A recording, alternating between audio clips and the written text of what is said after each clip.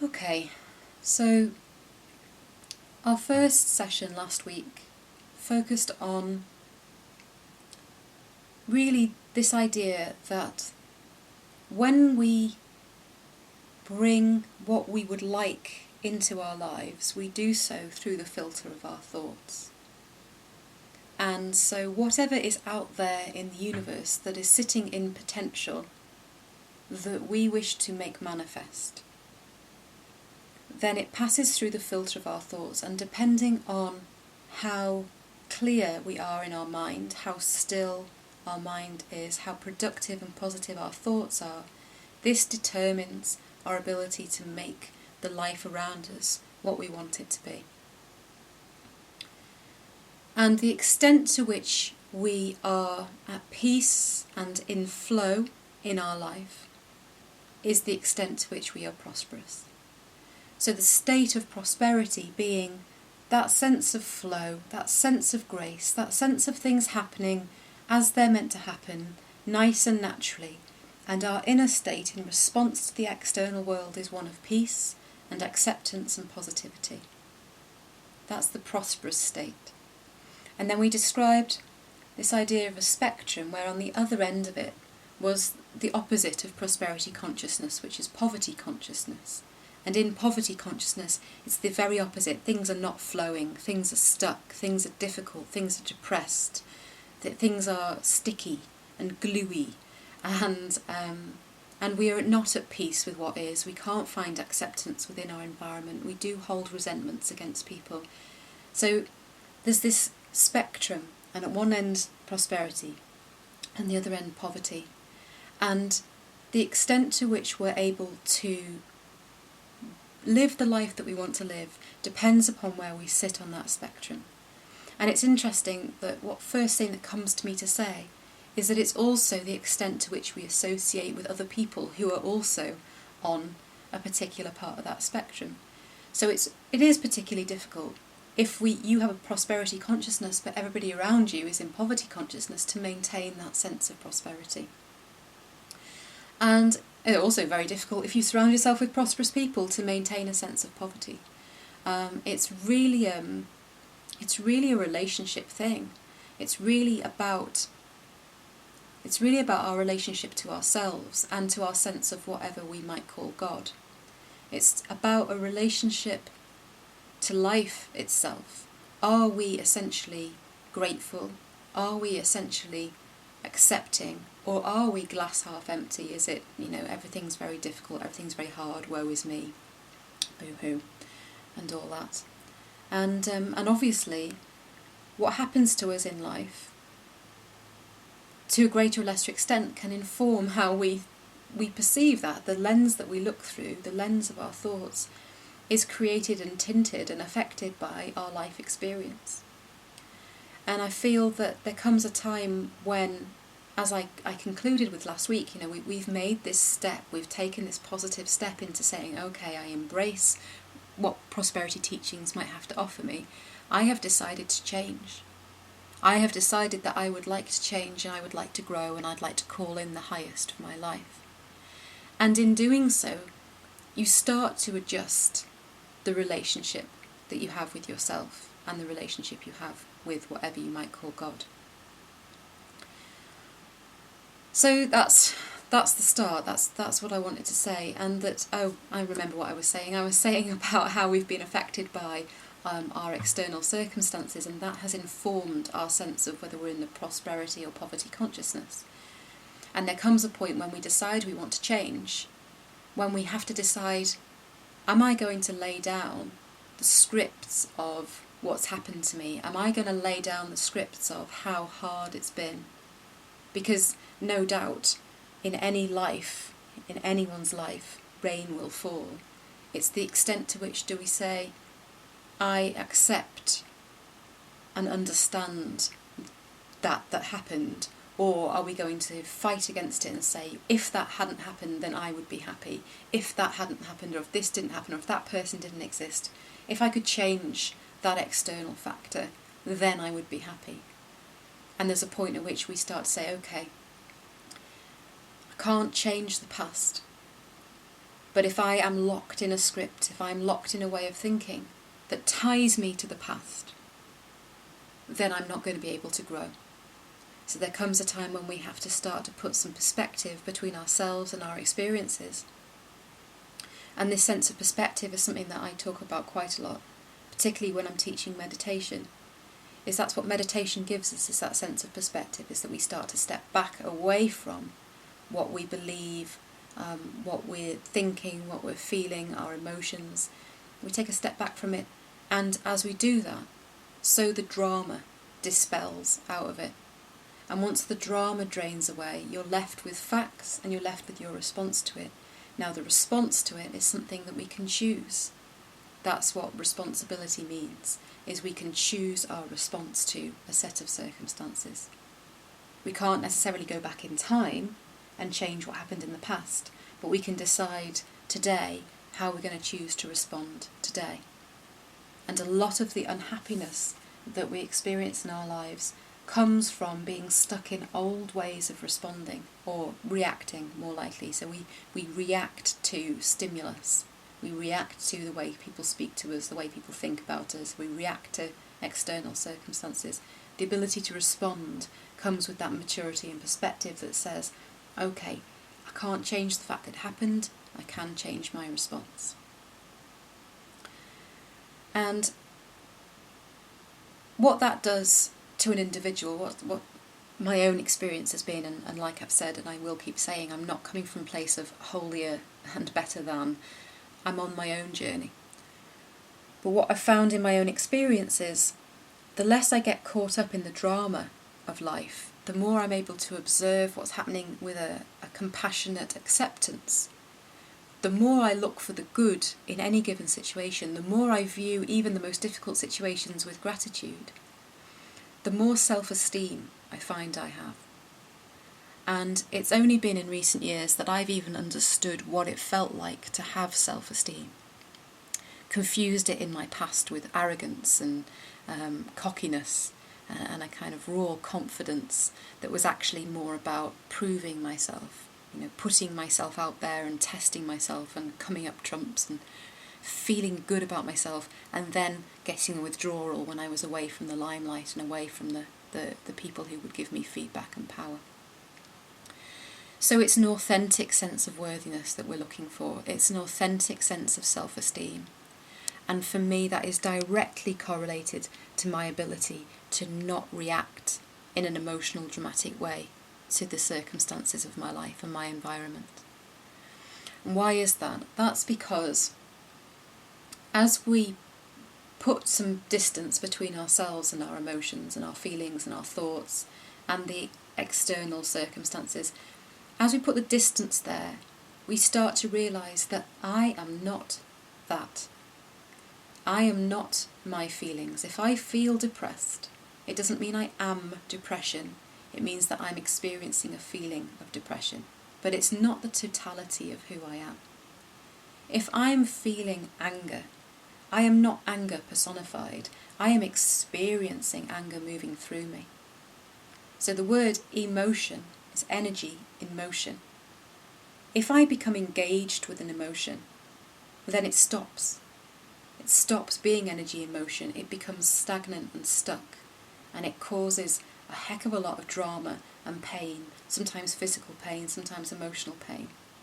So when I disengage from an emotion and say, I am not that emotion, I am not that thought, I am not the thoughts that arise in me, the random, crazy, chaotic thoughts that are in my mind.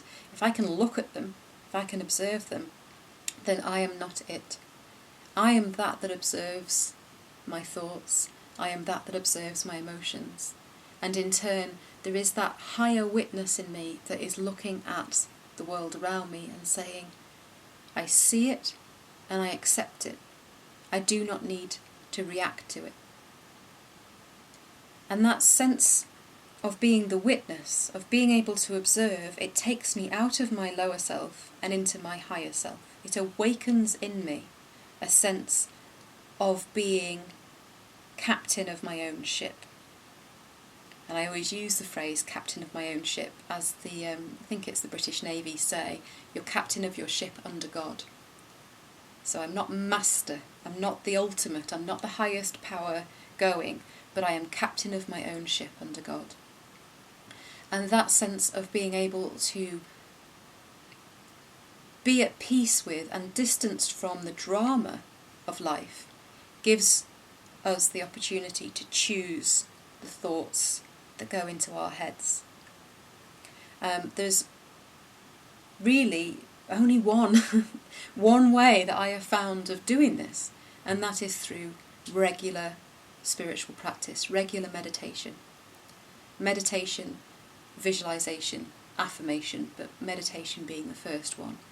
And something as simple as just breathing in, breathing out, watching the breath, and observing within the body emotions and feelings and thoughts rising, but not allowing the mind to follow it, to just bring it back to the breath, The breath being the giver of life, the expression of the divine, being connected to that part of me that is divine, my higher self, the Buddha self, the Christ self, whatever belief system we have. So that sense of being captain of my own ship brings a sense of self-esteem with it. And self-esteem, genuine, humble self-esteem, means that I don't think that I'm better than, but I don't think that I'm worse than anybody else. I'm in my rightful place in the universe. I am in my right place within an ordered universe. I have my order correct. And that sense of worthiness is fundamental, absolutely essential to calling in that we want to manifest in our life. Whether it's, and we discussed this last week, that prosperity isn't just about money. Money is an indicator, perhaps, but prosperity can be about health, physical, mental health, emotional health. It can be about relationships. It can be about just where do we want to live, what do we want to do for a living, how do we want to be. It's all these things in one. Now, our sense of worthiness directly correlates to our ability to bring what we want in our life into manifestation, into matter. And this is, what do I think it is? I think it's a lifetime journey. I can't imagine, and maybe it's because I'm not there yet, but I can't imagine there is a day when somebody passes into enlightenment and from that point forward they're never bothered again with a sense of unworthiness. I believe, certainly in my experience of talking to, God knows, hundreds, thousands of other human beings, I believe that there is a part of all of us that does not feel worthy of being called divine, of understanding that we come from a divine source. And I guess that's everybody's journey. It's everybody's path to find their own divinity within. And I know that there's plenty of people who would throw scientific arguments at spirituality, but it's my belief that whatever created us, whether we believe that to be a God external to ourselves, or whether we just look at the creative principle of the universe, whatever the original creator, it didn't have any material beyond itself with which to create us from, because it's the original creator. So whatever the original creator was, which we may choose to call God, created us of itself, from the material that it had available, which was itself. And whether we see that as love, stardust, carbon, energy, nature, we are not separate from that created us. We are not separate from the source of our life. And in remembering that, we call ourselves into our higher self. We understand that we are a unique and individual expression of the divine. And that's a very, very powerful thing to remember. And when we think of the powers of the universe, our sense of God, when we think of God, if we think of God as an external being, a guy on a cloud with a white beard, then we place the power outside of ourselves, and that external God has the power to throw thunderbolts at us and ruin our lives, and we become a victim of that God. Obviously we can please that God and good things can happen, and but it's to me it doesn't really acknowledge our own divine connection. That the flame that's within the heart is the same material that is the sun that is God. Or another way of putting it, my favourite phrase in the world, I am the wave seeking the ocean. We are all waves seeking the ocean. We are all unique expression of one God. And I've gone off down a track of singing God's praises. But I was talking about an authentic sense of worthiness, and I do feel that that's important when we're looking at prosperity teachings, when we're looking at some of the methods that we might use, some of the practical considerations about how we might bring forward the life that we want. Feeling that we deserve it is actually one of the first things to come up against. And when we start to think about worthiness, we might tip into entitlement, and entitlement has the needy edge to it that says, I deserve this because. We don't deserve anything because of anything. We are innately worthy. We don't, I've heard it said, I think it was Abraham Hicks, one of their recordings, said, what do you think you need to do to be worthy of the sun rising in the morning? What do you think you need to be worthy? What do you think you need to do to be worthy of the birds singing in the trees and the water flowing in the rivers? It's a beautiful idea. That this idea that we need to do something in order to be worthy is the fundamental flaw that drives us all into workaholism and depression and trying so hard. Because prosperity is not about doing more, achieving more, earning more. It's not about what we do or what we have. It's about who we are. About who am I? And am I in alignment with who I want to be? Am I in alignment with my truth? Am I in alignment with my integrity? And that question about, it's not what do I need to do, it's what do I need to be, and then when we look at it, what do I need to be? I don't need to be anything other than I am. So I am all that I need to be already. And so the process of stepping into the prosperity mindset is not one of acquiring new ways of thinking or setting out to do things differently. It's a letting go. It's a surrender. It's a putting down of the things that we do that block us from remembering that we are the wave seeking the ocean. We are already all that we need, and we already have the resources within us that we need. And when we do that, what we do is we take the power that we've given to other people and to money and to work and anything else that we've invested our energy and time in thinking that if that changes, then I'll be happy. We have lost our power, given our power away to people and places and things. When we start to say, I am that I am, and I am worthy, I am good enough, then we take the power away. We get those people and things and places and circumstances off the pedestal that we've put them on. And we're back in the correct order, where whatever we understand God to be is on the pedestal. And then there is our relationship to that power, that sense, an authentic sense of being captain of our own ship.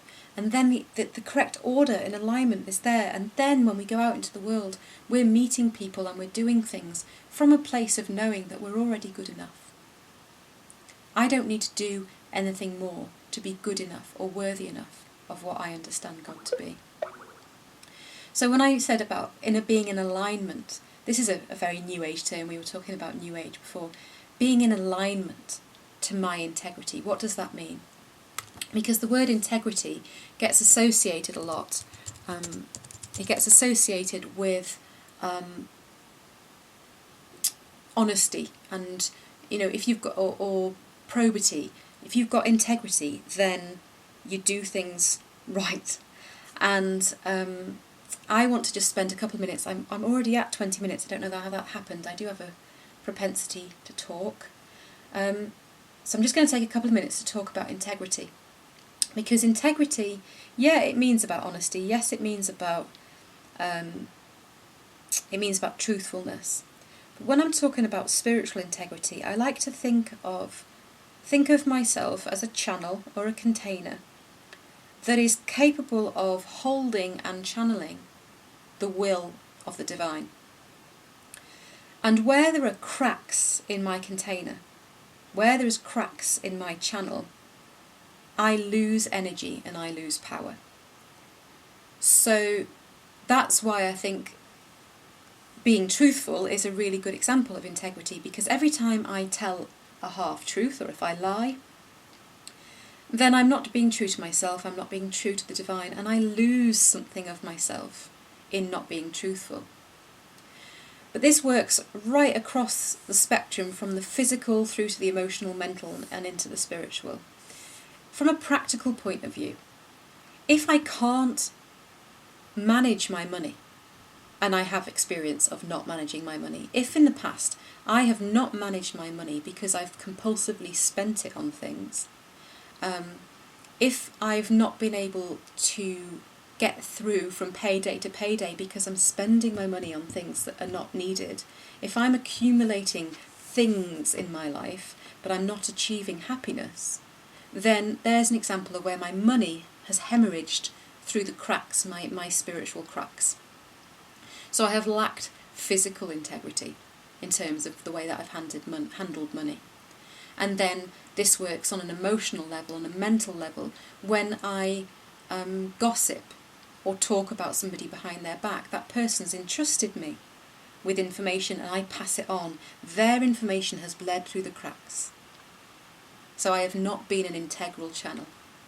And so I found that linked with a sense of worthiness is this calling into integrity, is this sense of needing to be as close to my truth and my sense of what's right as possible, and to allow that to be defined by my relationship with the divine.